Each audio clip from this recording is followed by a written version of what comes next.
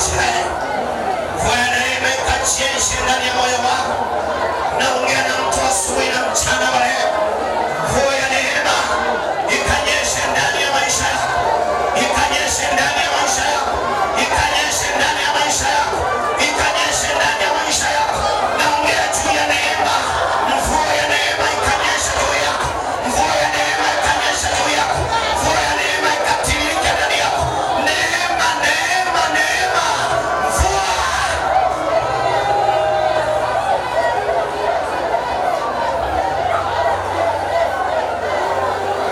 Asante Yesu. Asante Yesu. Asante Yesu. Asante Yesu. Asante Yesu. Asante Yesu. Asante Yesu. Asante Yesu. Asante Yesu. Asante Yesu. Yuko hapa. Yuko hapa. Yuko hapa. Yuko hapa. Yuko hapa. Yuko hapa. Yuko hapa. Yuko hapa. Alfa na Omega. Yuko hapa. Nazareti. Yuko hapa. Simba wa Yuda. Yuko hapa. Alfa na Omega. Yuko. Shaka. Yendereke kosia. Haleluya Yesu. Haleluya Yesu. Haleluya Yesu. Haleluya Yesu. Haleluya Yesu. Asante. Asante. Asante. Asante. Asante. Asante. Asante.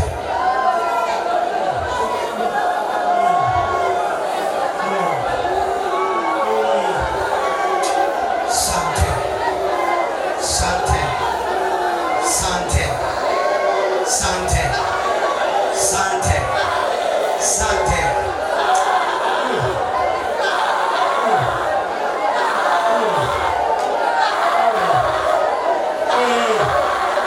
Ndio. Ndio. Ndio. Umeteremka kutufundisha kweli Bwana. Umeteremka kutufundisha. Umeteremka kutufundisha maagizo yako. Umeteremka Yesu.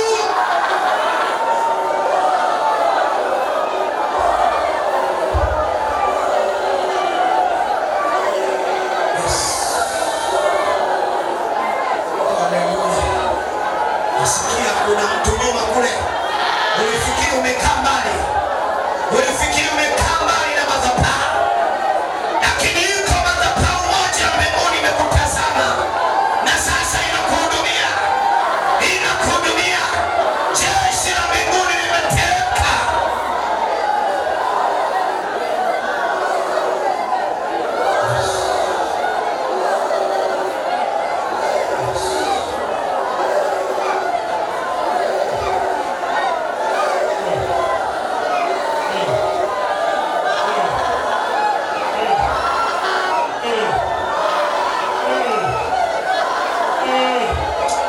Na watu wamekaa siri wanachoelewa kinachoendelea.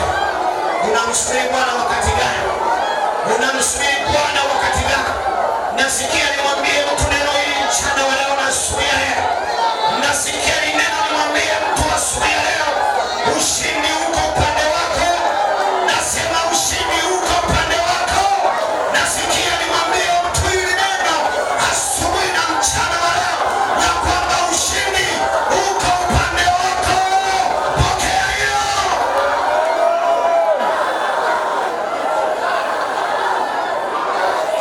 Pokea hiyo. Asante Yesu. Pokea hiyo. Pokea hiyo. Pokea hiyo. Nasema pokea. Ushindi uko upande wako. Bwana ananiambia nikwambie neno hili asubuhi na mchana wa leo. Mimi sijui unapitia nini, lakini Bwana anasema bado ushindi uko upande wako. Pokea.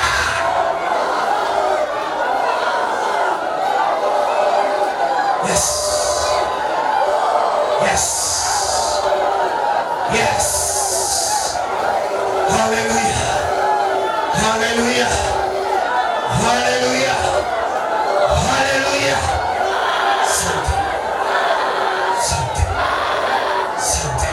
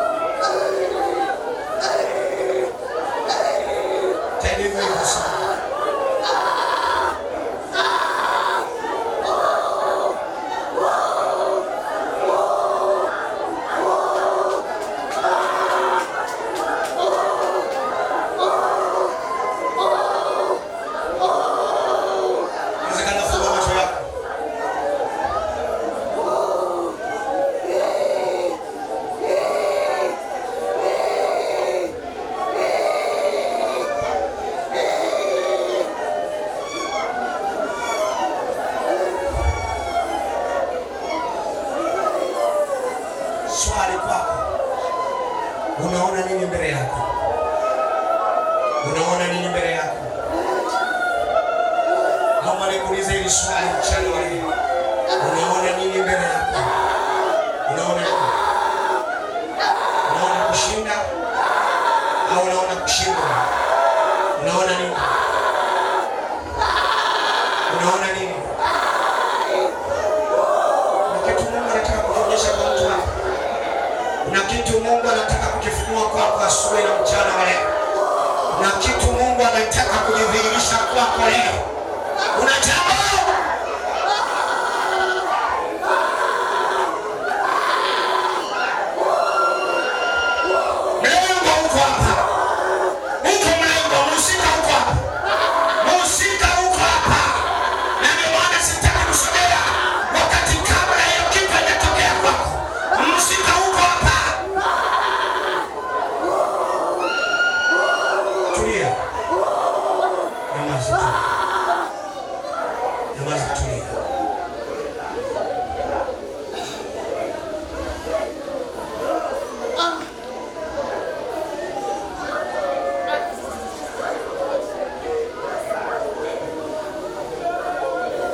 jizuie uone kile ambacho Mungu anataka kukionyesha kwako. Jizuie. Tuko mbele za Mungu wetu.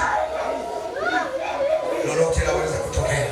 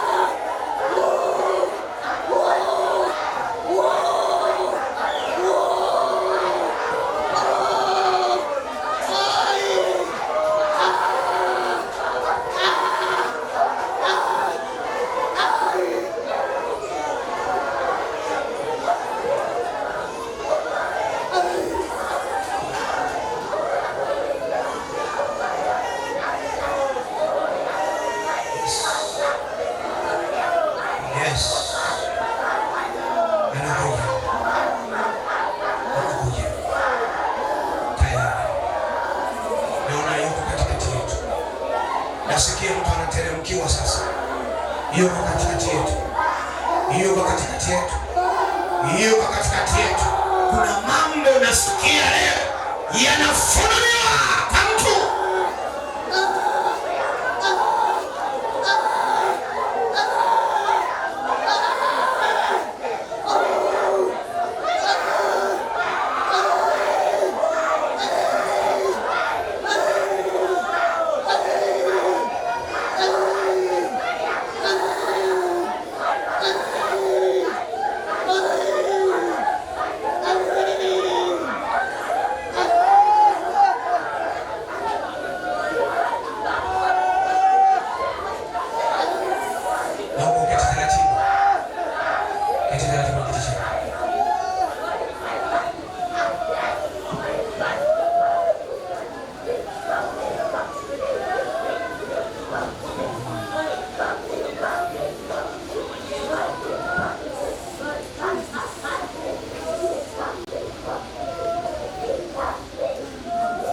Mguse jirani yako.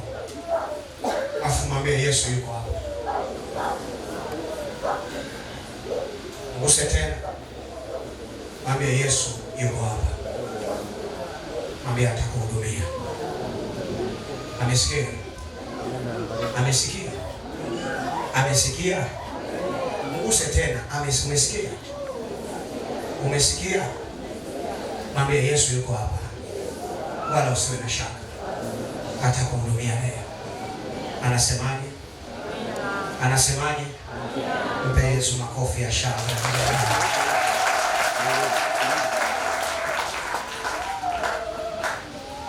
Chukua Biblia yako na daftari lako na kalamu yako.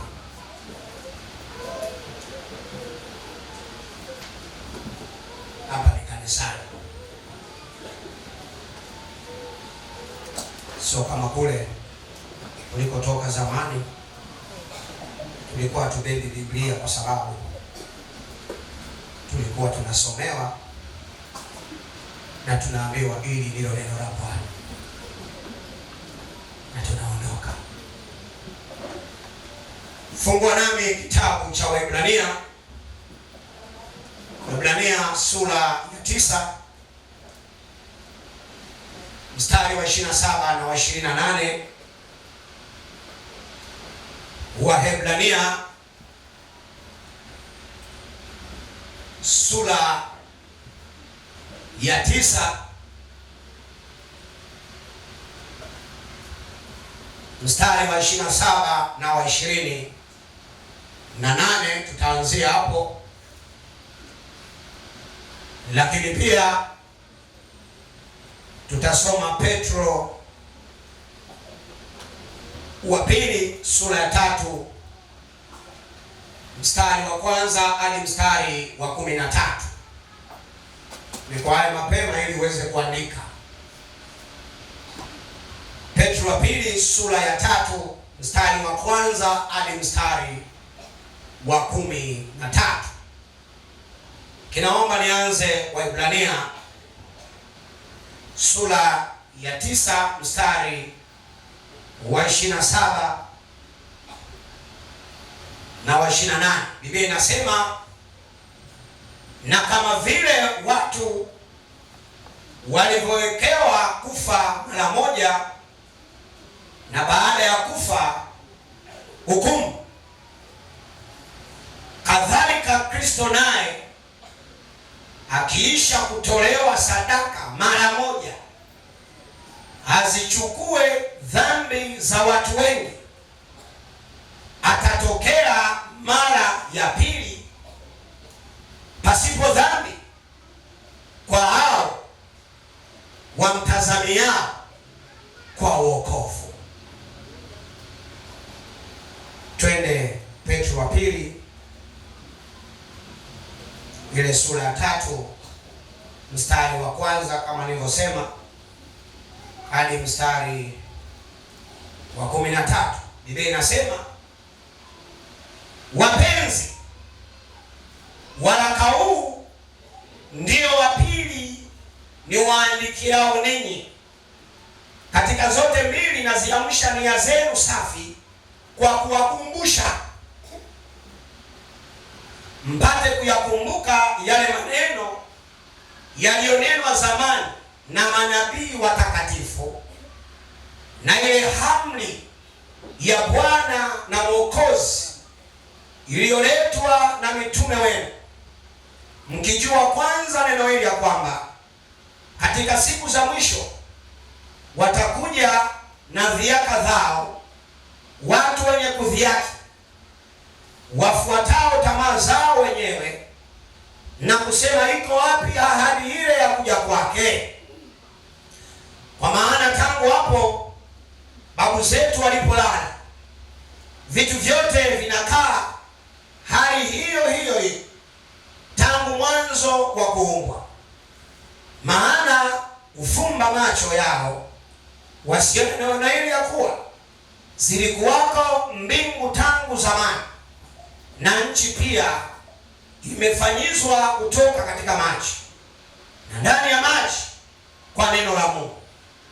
Kwa hayo dunia ile ya wakati ule iligharikishwa na maji ikaangamia, lakini mbingu za sasa na nchi zimewekwa akiba kwa moto, kwa neno lilo zikilindwa hata siku ya hukumu ya kuangamia kwao wanadamu wasiomcha Mungu. Lakini wapenzi, msilisahau neno hili kwamba kwa Bwana siku moja ni kama miaka 1000, na miaka 1000 ni kama siku moja.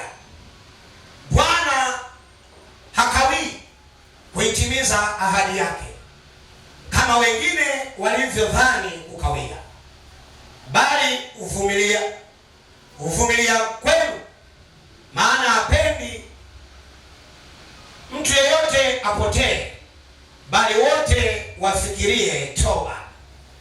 Lakini siku ya Bwana itakuja kama mwizi. Katika siku hiyo mbingu zitatoweka kwa mshindo mkuu, na viumbe vya asili vitaunguzwa na kufunuliwa, na nchi na kazi zilizomo ndani yake zitateketea. Basi kwa kuwa vitu hivi vyote vitafunuliwa, hivyo imewapasa ninyi kuwa watu wa tabia gani katika mwenendo mtakatifu na utauwa, ukitazamia hata ije siku hii ya Mungu na kuimiza, ambayo katika hiyo mbingu zitafunuliwa zikiungua, na viumbe vya asili vitateketea na kuyeyuka. Lakini kama ilivyo ahadi yake, mnatazamia mbingu mpya na nchi mpya, ambayo haki yakaa ndani yake. Baba, katika jina la Yesu, ninakushukuru kwa ajili ya siku njema ya leo ambayo umenipa neema na kibali cha kusimama mbele ya watakatifu wako. Nasema asante kwa sababu unahitaji kunitumia kama ulivyokusudia siku njema ya leo. Ninakiri mimi mwanadamu nahitaji msaada wako, nahitaji kunena siri ya ufalme wako. Sihitaji kunena yaliyo ya kwangu, bali Mungu, kinywa changu na mawazo yangu, akili yangu na nguvu zangu, Bwana, ukazitumie ipasavyo kwa ajili ya utukufu wa jina lako takatifu. Asante kwa kila mmoja ambaye Bwana unakwenda kumbariki, unakwenda kumtendea mema, unakwenda kumfungua, unakwenda kumwokoa, unakwenda kuleta majibu yake kupitia neno hili siku njema ya leo. Najiachilia kwako Mfalme, nikiamini ya kwamba sasa uko tayari kunitumia kwa mapenzi yako. Katika jina la Yesu ninaomba na kuamini. Amen. Bwana Yesu asifiwe. Bwana Yesu asifiwe. Kwa wale wanaopenda kuandika vichwa vya jumbe, andika ujio wa Yesu.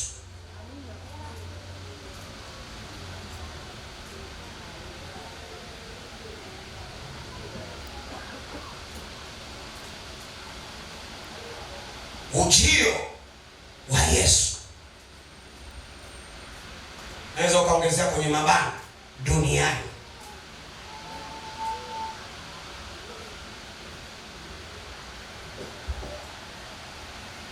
Hilo ndio somo letu au kichwa cha ujumbe wetu siku ya leo. Nimesoma vitabu viwili, kitabu cha Waebrania pamoja mstari wa 27, huwa anatisha watu, na kuna mahali umezoeleka kusomwa. Inawezekana hata nilipousoma akasema, mchungaji, huu mstari mbona unasoma kanisani? Kwani hapa tuko mazingoni? Lakini ilikuwa na maana kuanzia mstari wa 27 ili kuileta maana halisi ya mstari wa 28. Kwa nimesoma kitabu cha Waebrania sura 9 mstari wa 27 na mstari wa 28. Lakini nikasoma kitabu cha Petro wa pili sura ya 3 mstari wa kwanza hadi mstari wa 13. Ni mwezi wa 3 wa kupokea majibu yako na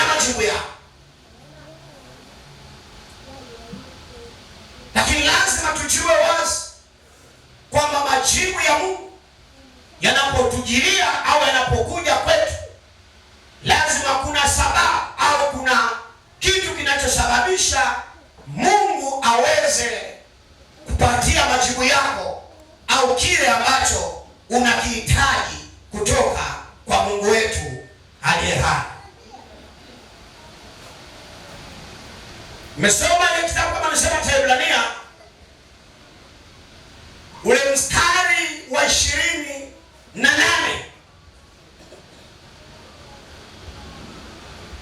umetuonyesha wazi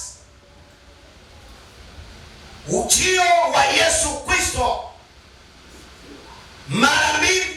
Kiusoma vizuri unaeleza ujio wa Yesu Kristo awamu ngapi? Awamu mbili. Kama hujauelewa urudie tena mstari wa 28. Lakini nimesoma tena ile Petro wa pili, na yeye akikisisitiza juu sasa ya ujio wa aina hii moja.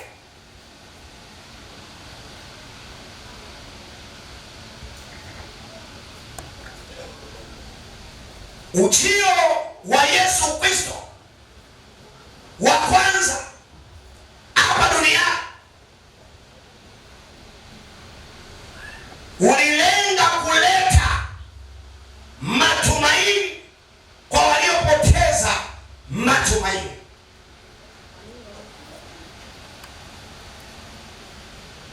Tunavyoongea hapa, Yesu alikwisha kuja hapa duniani. Katika ujio wa kwanza, mstari unaeleza juu ya ujio wa Yesu Kristo hapa duniani. Alikuja hapa duniani miaka 2000 na kitu iliyopita.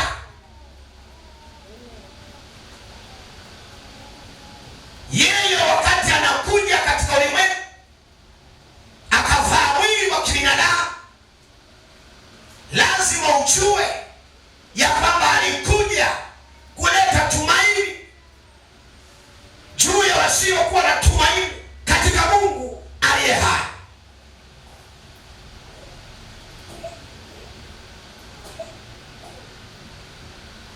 Imani katika Mungu au tumaini katika Mungu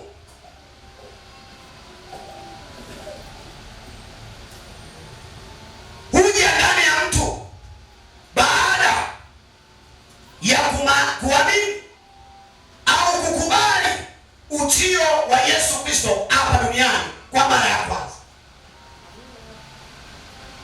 Halo? Halo? Hakuna mwanadamu yoyote ambaye atakuwa na tumaini au na imani katika Mungu nje ya kuamini ujio wa Yesu Kristo hapa duniani.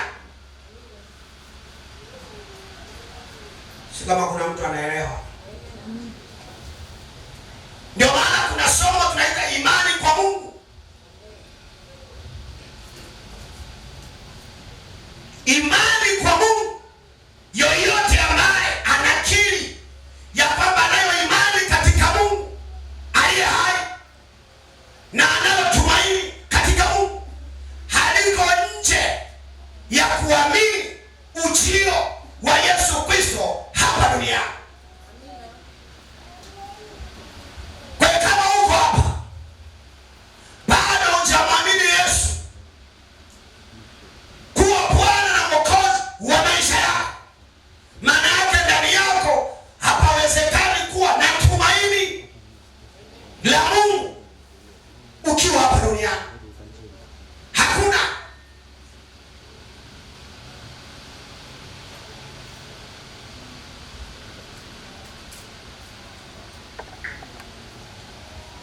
Ujio wa pili, meeleza ujio wa kwanza kwa sababu zote ni muhimu sana. Ujio wa pili umelenga juu ya walio na matumaini katika Kristo Yesu.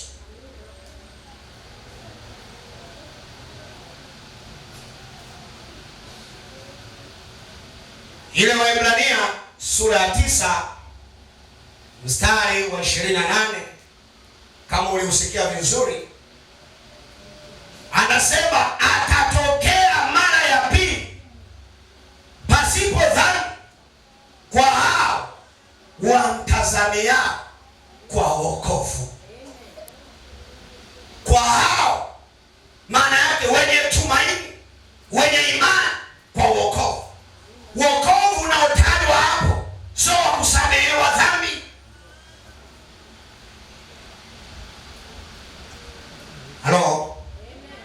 Nifundishe kidogo hapo. Nikazie kidogo hapo. Wokovu unaotajwa hapo wa Yesu kurudi mara ya pili sio kwa ajili ya msamaha wa dhambi. Lazima uelewe. Ndio maana amesema atakuja pasipo dhambi. Yesu anapokuja mara ya pili haji kwa ajili ya kusamehe dhambi. Msamaha wa dhambi ulitokana na ujio wa Yesu Kristo hapa duniani. Kwa tafsiri nyepesi ni kwamba kazi ya msamaha wa dhambi kwa wanadamu Yesu alikwisha kuimaliza. Ni wewe tu hautaki. Yesu alikwisha kumaliza kazi ya msamaha wa dhambi hapa duniani. Mwanadamu unachotakiwa ni kumwamini Yesu kuwa Bwana na Mwokozi wa maisha yako, ili akusamehe dhambi, ili uwe na tumaini la ujio wa Yesu Kristo kwa mara ya pili hapa duniani. Ndio maana kama ndani yako dhambi iko ndani yako, maana yake huwezi kuwa na tumaini la ujio wa Yesu Kristo hapa duniani. Halo. Halo. Halo. Wokovu unaotaja nisisahau ni hali ya kutengwa na wenye dhambi. Wengine wanaita unyakuo. Neno wokovu ni kutengwa. Kwa Yesu atakaporudi mara ya pili, kwa wale walio na tumaini, maana yake atakuja kututenga. Wenye wa duniani watabaki, sisi tutaondoka. Akina nani? Wenye tumaini ndani yao la kurudi kwa Bwana, na kumwamini Yesu kuwa Bwana na Mwokozi wa maisha yao. Haleluya.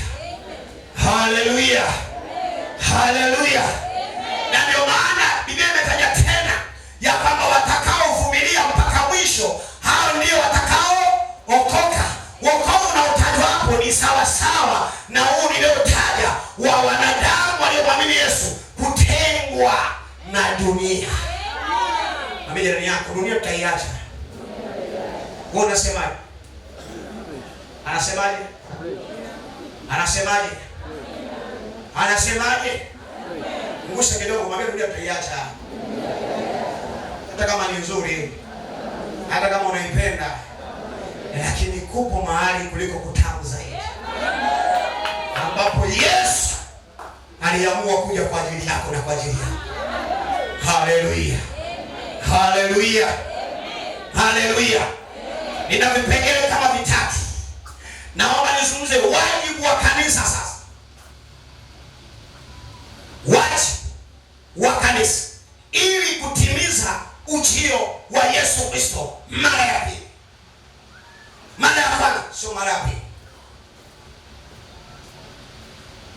Wajibu wa kanisa.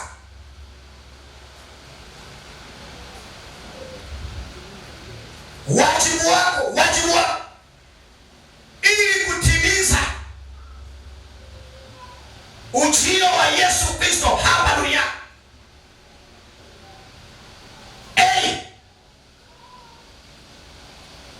Ni kufanya kazi ya upatanisho.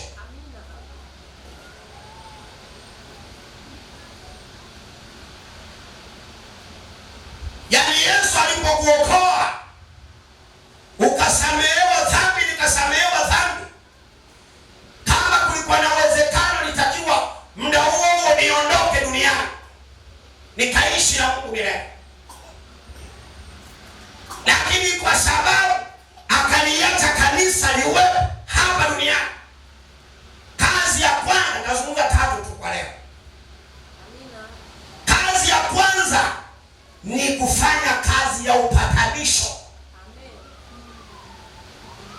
Wakorintho wa pili sura ya 5 mstari wa 18 na wa 19. Biblia inasema, lakini vyote pia vyatokana Mungu aliyetupatanisha sisi na nafsi yake kwa Kristo, aliyetupatanisha sisi na nafsi yake kwa Kristo,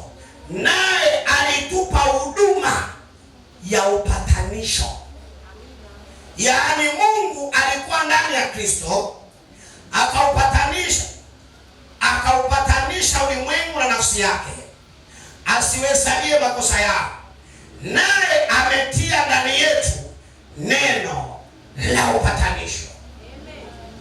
Mguse jirani yako, mwambie ndani yako kuna neno la upatanisho. Anasema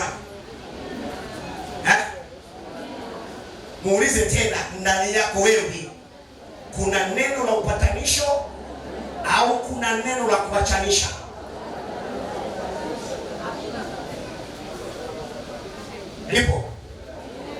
Lipo. Umempatanisha nani?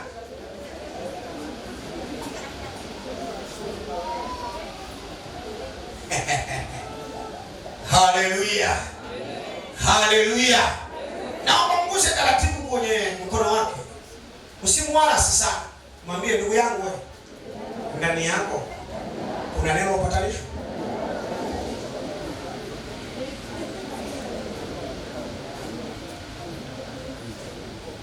Lazima utambue kuwepo kwako katika ulimwengu. Lazima utambue neema ya Kristo iliyokuokoa. Lazima utambue kwa nini Mungu amekuacha mpaka leo. Kwa nini Mungu baada ya kukuokoa amekuacha mpaka leo? Maana yake ni kwamba ameweka neno la upatanisho ndani yako. Unahitaji kuwapatanisha ndugu zako na Mungu aliye hai. Unahitaji kuwapatanisha majirani zako na Mungu aliye hai, lakini lazima uwe na neno la upatanisho, na neno mwenyewe ni Yesu Kristo akiwa ndani yako. Yesu akiwa ndani yako, maana atakupa neno la kupatanisha wanadamu na Mungu wetu aliye hai. Amina. Sikiliza, hatukuachwa kuyafanya yale tunayofanya, tunahangaika nayo duniani.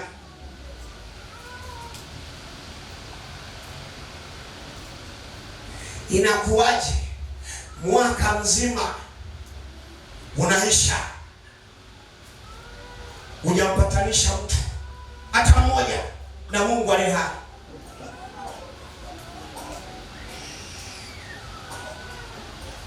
Alafu tunamwambia una neno la upatanisho.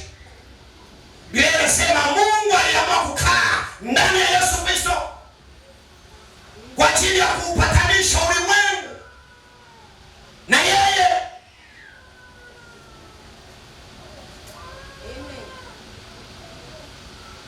Ndio maana nikazungumza juu ya ujio wa kwanza wa Yesu Kristo.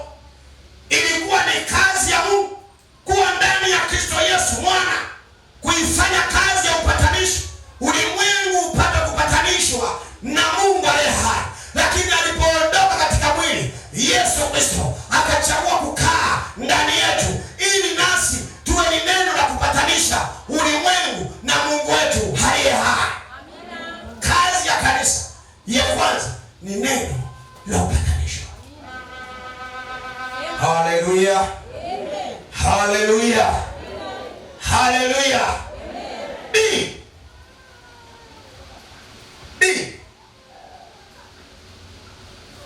Kutangaza matendo makuu ya Mungu aliye hai.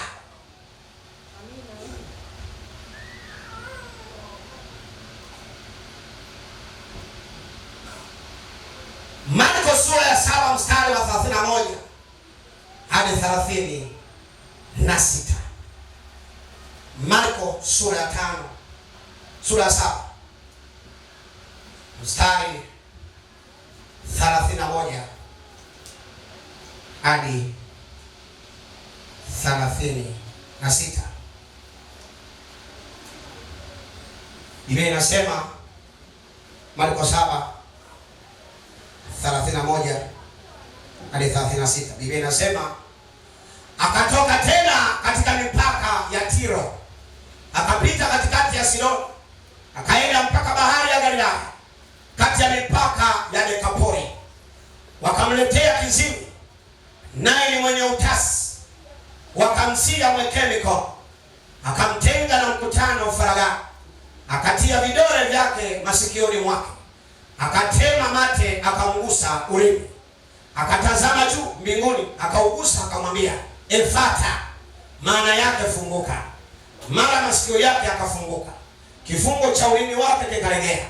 Akasema vizuri, akawaonya wasimwambie mtu, lakini kadiri alivyozidi kuwaagiza, pointi kwa ndivyo walivyozidi kutangaza habari. Bwana Yesu asifiwe. Wakashangaa mno kupita kiasi, wakinena, ametenda mambo yote vyema, viziwi awafanye wasikie, na bubu waseme. Mungu, kazi ya kanisa au wajibu wa kanisa ni kutangaza matendo makuu ya Mungu aliye hai. Usipotangaza matendo makuu ya Mungu, upande wa pili nao watatangaza matendo ya adui. Wale watangaza, wanatangaza. Nauliza tena, wanatangaza hawatangazi? Siri, shetani anajua siri. Shetani anajua udhaifu wa kanisa.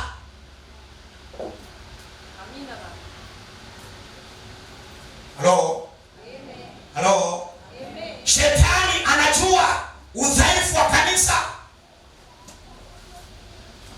na anajua nguvu ya kanisa.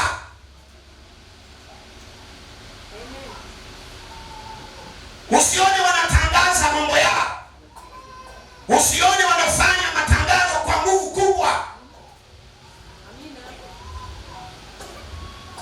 na wanatumia gharama kubwa kwa ajili ya kutangaza matangazo yao.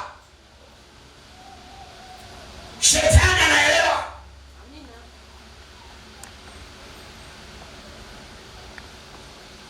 Mungu anatutaka, na Biblia inasema pamoja na yule ndugu kutendewa muujiza, Yesu akasema asiseme, lakini kadiri alivyowakataza kusema ndivyo walivyozidi. Napenda ndivyo walivyozidi kutangaza matendo makuu ya Mungu aliye hai. Nataka nikusaidia asubuhi na mchana wa leo, usiache kutangaza matendo makuu ya Mungu aliye hai. Chochote ambacho Bwana atakifanya kwenye maisha yako, inuka, tangaza ukuu wa Mungu, kwa sababu ukitangaza matendo makuu ya Mungu ni silaha katika ulimwengu wa roho ya kunyong'onyesha ufalme wa shetani juu ya maisha yako, juu ya jamii inayokuzunguka.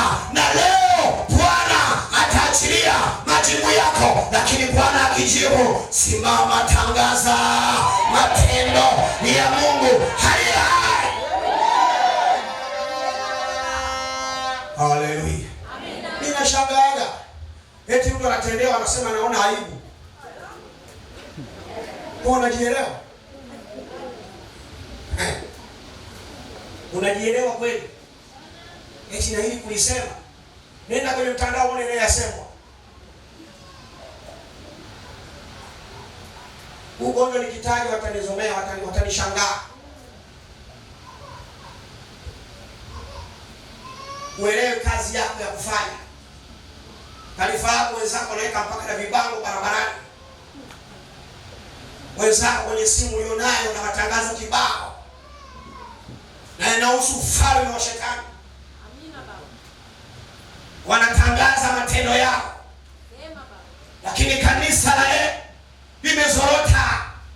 Watu hawataki kusema, watu hawataki kutaja matendo makuu ya Mungu. Sikiliza, usipotaja matendo makuu ya Mungu, yuko Nebukadneza ambaye hakumjua Mungu wa kweli, lakini alifika hatua akasema, hakika yuko Mungu aliye hai awezaye kubadilisha mwanadamu akatoka katika hali ya ubinadamu. Nebukadneza alitangaza matendo makuu ya Mungu aliye hai. Jambo la tatu, au si jambo la tatu, wajibu wa kanisa. Nimesema nitaongea matatu kwa leo. Si kumsubiri Bwana Yesu kwa ujio wake mara ya pili pasipo kuchoka wala kukata tamaa. Amina. Kumsubiri Bwana. Amina.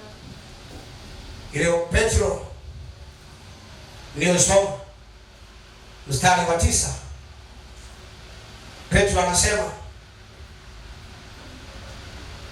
Bwana akawi kuitimiza ahadi yake kama wengine walivyodhani kukawia, bali uvumilia kweli, maana apendi mtu yeyote apotee, bali wote waifikirie toba. Anazungumza juu ya uvumilivu.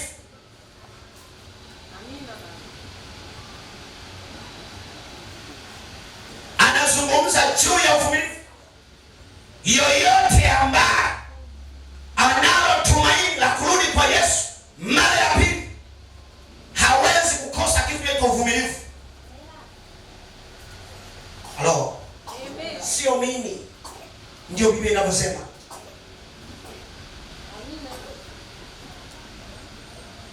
Yoyote ambaye ndani yake liko tumaini la kurudi Yesu kwake hawezi kukosa ndani yake kitu kinaitwa uvumilivu. Ukikosa uvumilivu ndani yako, umepoteza sifa ya kumsubiri Bwana. Amina. Halo. Halo. Halo. Kwa sababu hata waraka niliosoma Petro, ukiusoma vizuri, ulikuwa unalenga, anasema kuamsha, kuwakumbusha nia zenu na maisha yenu ya utakatifu mlionayo, kwa habari ya mliosikia, kwa maneno mliyosikia ya kukatishwa tamaa, juu ya ahadi ya kurudi kwa Bwana, juu ya ahadi ya Mungu kutenda kwako, juu ya ahadi ya kila ambacho Mungu amesema juu yako, juu ya ahadi ya matendo makuu ya Mungu juu yako, juu ya ahadi ya ndoa yako, juu ya ahadi ya kununua shamba, juu ya ahadi ya kujenga nyumba, juu ya ahadi ya kupata mume, juu ya ahadi. Haleluya. Haleluya. Juu ya ahadi.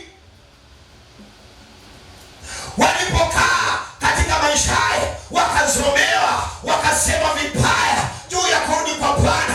Nyinyi ni waongo. Yesu anarudi wapi? Mbona mmedanganywa? Vizazi na vizazi, mbona vimepita? Mbona wamepita? Mbona wamesema? Petro akasema hapana, ngoja niandike barua hii ya kuwasaidia kuamsha hali zao, kuinua imani yao juu ya tumaini la kurudi kwangu, juu ya tumaini la kurudi kwa Bwana. Naomba niseme na mtu asubuhi na mchana wa leo, ahadi ya Bwana haikawii kwako, lazima uwe na uhakika itatimia juu ya maisha yako. Bwana ataitimiza ahadi yako, majibu yako ambayo Bwana amekuahidi utayapokea. Una sababu ya kukata tamaa, una sababu ya kuchoka, una sababu hata kama uone chochote, hata kama mbele yako liko giza, lakini itazame ahadi ya Mungu juu ya maisha yako. Haleluya. Haleluya. Haleluya. Haleluya. Nasikia mtu hapa ndani yake amechoka sana juu ya kumsubiri Bwana. Amechoka sana. Hayo ni kinachoweza kutokea. Hajui kama kuna uwezekano. Hata maneno yanaposomwa hapa ni kana kwamba anapigiwa kelele, lakini nataka nikusaidie. Mungu ameweka neno hili ndani ya moyo wako. Ujumbe wa Mungu alipotoka mwaka jana mwezi wa 6, lakini nashangaa kuna siku niambiwa uandika kuhubiri, Roho akagoma, lakini leo amenituma nikusaidie asubuhi na mchana wa leo. Ahadi ya Mungu juu ya maisha yako haikawii kwako, hakuna atakayezuia. Bwana atafanya kinachotakiwa. Wenye tumaini la kurudi kwa Bwana hawakosi neno uvu.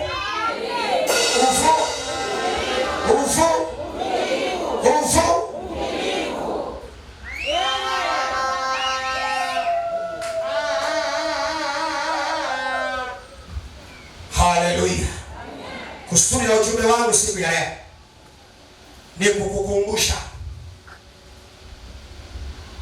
au kuamsha nia zenu safi kuwa usipoteze lengo la kuwepo kwako katika wokovu. Amen.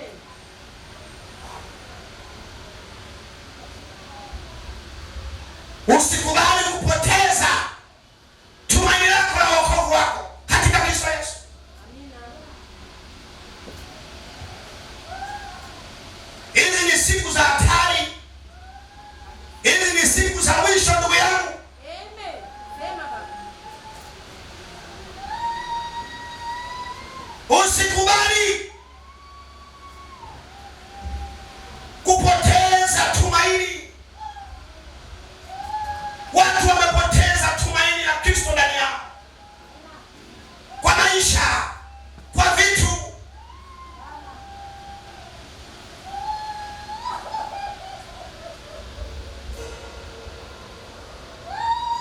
Tumaini la kurudi kwa Bwana kwenye mioyo ya watu haipo. Sema baba. Ndio maana watu wanaishi maisha kawaida, wanaishi maisha hofu, wanaishi maisha siokuwa na matengenezo. Mbona umejisahau mtu wa Mungu? Mbona umeisahau siku ya kurudi kwa Bwana uliyoiamini tangu siku ile ulipookoka? Mbona umeisahau?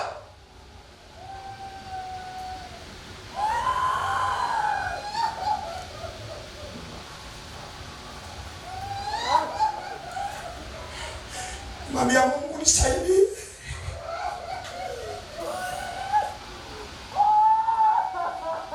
Sihitaji kuhesabu miaka yangu ya wokovu wangu. Nahitaji kuangalia tumaini na kuamini kwangu kwa kurudi kwa Bwana. Watu wamesahau.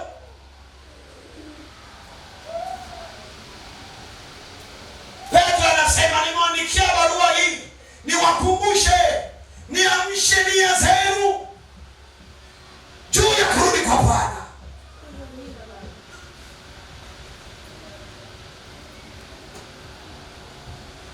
Unaishi maisha hayo kwa sababu umepoteza tumaini la kurudi kwa Bwana, na ndio maana umeamua kukaa nyumba ndogo.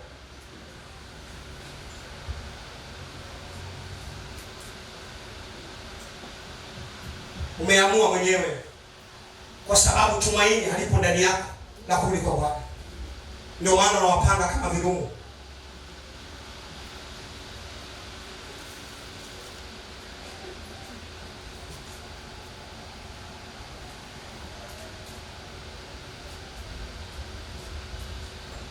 Umepoteza.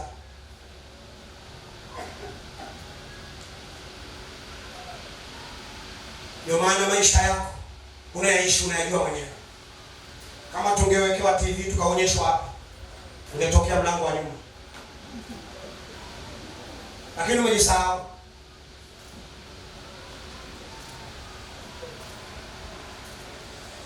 Juu ya tumaini na kurudi kwa Bwana mara ya pili. Yesu anasema atarudi kwa hao wamtazamiao. Kwa hao, sio wote. Hao wamtazamiao, manaka umebeba tumaini kwenye mioyo yao. Kusudi la ujumbe wangu siku ya leo nimesema ni kukukumbusha, kuamsha nia ndani yako. Hayo maisha unayaishi, kauli zako, kinywa chako, tabia zako, ndilo tumaini la kweli ndani yako uliloliamini la kurudi kwa Bwana kwenye maisha yako. Maswali matano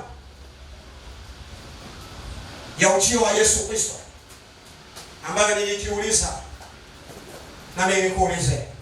Kipengele namba 2.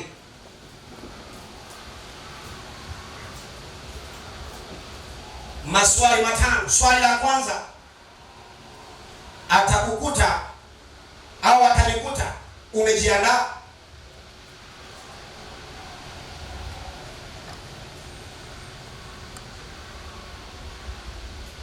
Andika tu swali. Neno usalike. atakukuta umejiandaa. Sema atanikuta nimejiandaa. Unamwambia nani sasa? Na mimi nimeandika hivyo hivyo, atanikuta nimejiandaa.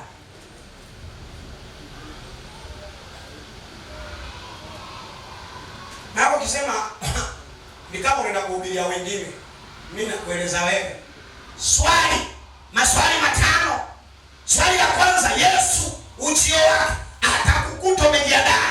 Atakukuta umetubu dhambi, umeachana na kimada huyo, umeachana kutoa mimba hizo, umeachana maisha hayo. Akirudi atakukuta huko sawa sawa.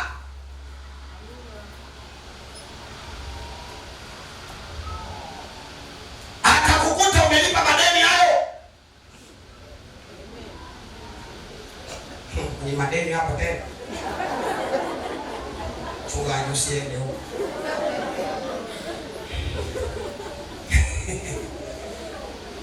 Mchungaji huko hapana. Huko hapana. Tuachie tu madeni.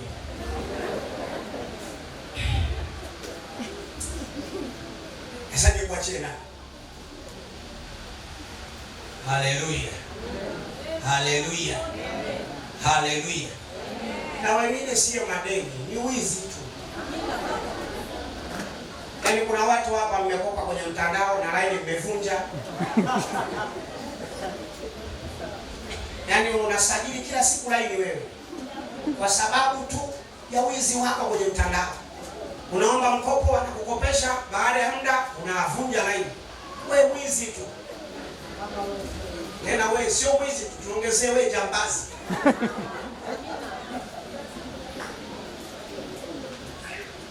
Yaani mtu wa Mungu una roho ndani yako, umeokoka, pesa umepewa na umeitumia, alafu unaama kutoka Airtel unahamia Yas na laini unavunja, wasikutafute, wasikupate, na unafika kanisani unanena kwa lugha, unasubiri kurudi kwa Bwana. Sio Bwana tunayemjua.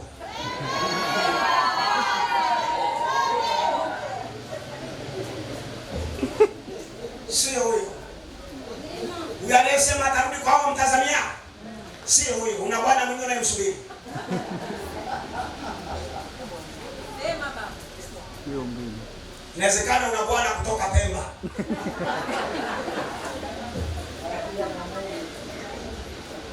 Lakini Bwana wetu atakaporudi kutoka mbinguni, anakuja na mwaliko wa parapanda, anakuja na tarumbeta, anakuja na mziki mnene kutoka mbinguni kulinyakua kanisa lake, anakuja anameremeta. Haleluya! Huo ndio ujio wa Yesu Kristo. Haji kimya kimya, anakuja na tarumbeta, anakuja na mavazi meupe, anakuja akishangilia kwa ajili ya wokovu wanaomtazamia wapate kunyakuliwa, waende katika karamu ya mwana kondoo. Yesu Kristo. Mwambie jirani yako, naitamani hiyo siku.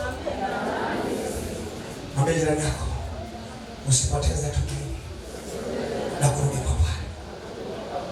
Mwambie uvumilivu. Kamata sana. Swali la pili. Swali la pili. D. Maswali matano. Umetenda kazi yake kwa moyo?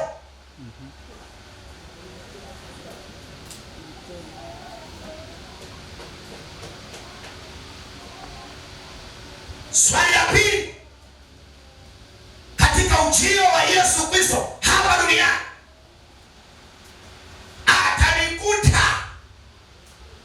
nimeitenda kazi yake kwa moyo?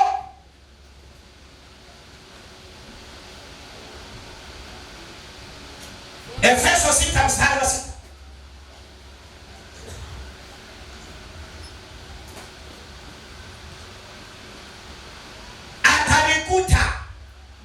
Atakukuta umeitenda kazi ya kwa moyo.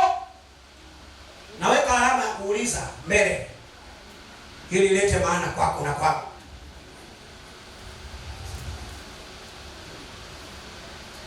anasema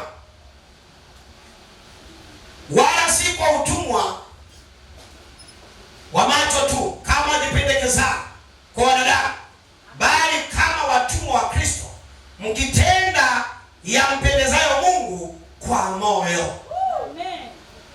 Mkitenda yampendezayo Mungu kwa moyo. Niongezee Wakolosai 3:23. Na nitaishia hapo kwa leo kwa muda. Wakolosai sura 3 mstari wa 3 wa 23. Anasema hivi: lolote mfanyalo lifanyeni kwa moyo kama kwa Bwana wala si kwa wanadamu. Narudia tena, mkijua ya kuwa mtapokea kwa Bwana ujira wa urithi mnaomtumikia Bwana Kristo. Maana adhulumuye atapata mapato ya udhalimu wake, wala hakuna upendeleo kwa Mungu wetu aliye hai. Halo. Akirudi, atakaporudi juu ya ujio wa Yesu Kristo marapi, atanikuta nimeitenda kazi yake kwa moyo au kwa kulazimishwa au kwa kutaka maslahi yangu mwenyewe, au kuna jambo nalitafuta kwenye utumishi wangu. Hilo ni swali ambalo natakiwa kujiuliza, na mimi nijiulize, vipi hapo unapoimba kwaya unatumika kwa moyo? Vipi mchungaji? Na wengine nasema nyinyi mnasema sisi nyinyi je? Hata sisi wenyewe utumishi wako unaofanya kwa moyo au kuna ajenda nyingine uko nayo nyuma yake? Kinanda unachopiga unapiga kwa moyo? Uko nitoke niende?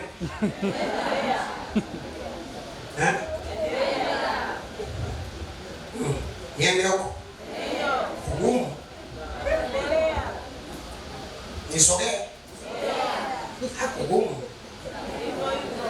Hivi wapiga ngoma wana basha zaza.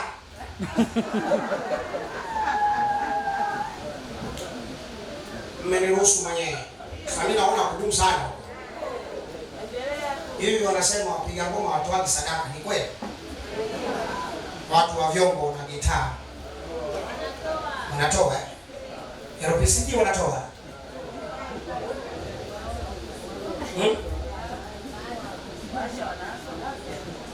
Sasa maswali hayo ndio maana nilikuwa nimegoma kwenda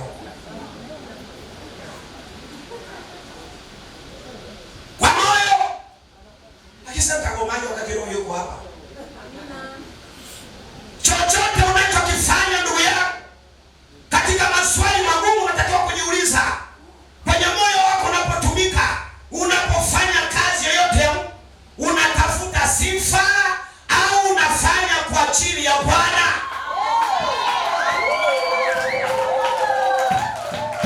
Wafanyao kwa sifa mara nyingi ndio huleta vurugu mahali. Hiyo ni kazi ya kidogo hapo.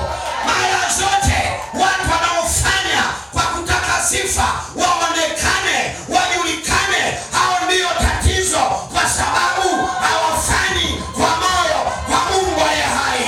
Yeyote anayefanya kazi ya Mungu kwa moyo, hata asipojulikana, lakini Mungu anamuelewa. Hata asipoitwa, lakini Bwana kamuita. Hata wasipomjua, lakini Bwana anamjua. Bwana wajua walio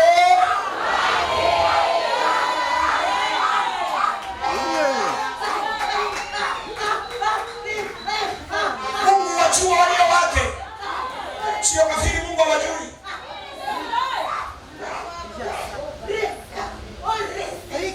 Hata kama jambo lako likicheleweshwa, lakini unajua kwamba Mungu wajua walio wake. Kamuulize Mordekai, mambo yake yalipocheleweshwa, yalikuja. Hata yakifichwa, hata yakiwekwa wapi, Mungu anawajua walio wake. Wacha muda upite, wacha mazingira yaonekane, lakini uwe na uhakika kwa kuwa unafanya kwa moyo, wakati wako utafika. Bwana atajifunua kwenye maisha yako. Tusimame leo.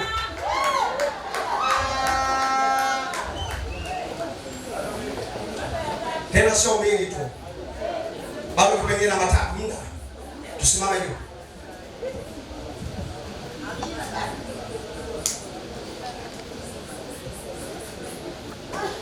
Simama leo.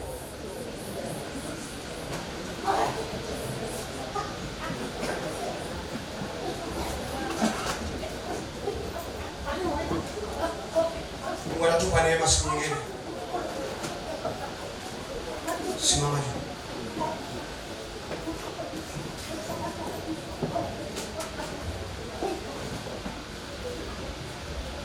Simama juu. Naomba nianze na mtu leo. Tusimame naomba tafadhali. Unayestaka kufanya maamuzi leo ndani yangu ya kweli. Unasema leo nataka nifanye maamuzi kutoka ndani ya moyo wangu.